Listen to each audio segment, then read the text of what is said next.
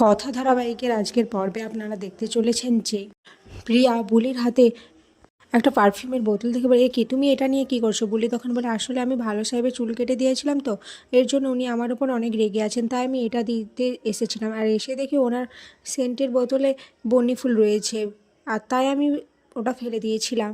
এদিকে আক্কিও পরীক্ষা করে দেখতে পায় যে সত্যি সেই ফুলের রেণুটা রয়েছে ওই ভাঙা বোতলে, যেটা বুলি ফেলে দিয়েছিল। এদিকে এই সমস্ত কিছু রিচা লক্ষ্য করতে থাকে ঘরের বাইরে। সে তো ভাবতেই পারছে না বুলি তার প্ল্যানটা এভাবে বানচাল করে দিল। তার সবসময় পথের কাঁটা হয়ে দাঁড়াচ্ছে বুলি। এদিকে গুহবাড়ির সবাই তো চলে আসে, কর্তা দাদু কর্তাইদা সবাই উঠে চলে আসে। ঠিক তখনই রিচা আসে, আর এসে বুলিকেই দোষারোপ করতে থাকে। বাড়ির তো কেউই বিশ্বাস করতে চায় না যে বুলি এরকম করছে। সবাই রিচাকে বলে সে কোথাও ভুল করছে। এরপর রিচা সরাসরি বুলিকে অপমান করলে বুলিও রিচাকে কয়েকটা কথা শুনিয়ে দেয়। এদিকে বুলি সেই কুড়িয়ে পাওয়া নখটা নিয়ে রানীকে বলতে থাকে, জানি সেই নখটা ওই প্যাঁচার, আমি এটা ভালোভাবে লক্ষ্য করেছি। রানী তখন বলে, তাহলে কি ও ভালো সাহেবের ক্ষতি চাইছে?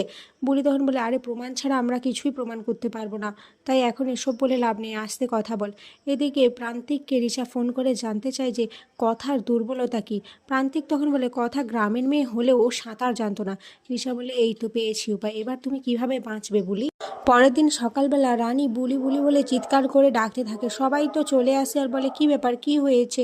সবাই জিজ্ঞেস করতে থাকে। রানী তখন বলে, আমি বুলিকে কোথাও খুঁজে পাচ্ছি না, ওকে সারা বাড়ি খুঁজেছি কিন্তু কোথাও পাচ্ছি না। এদিকে বুলি একটা পুকুর পাড়ের পাশে এসে বসে আছে। এটা রিচা ফলো করে আর বলে, এবার আমার প্রমাণ হয়ে যাবে যে ও বুলি না কথা, ওকে আমি ধাক্কা দিয়ে ফেলে দেই, দেখিও উঠে আসতে পারে কি না।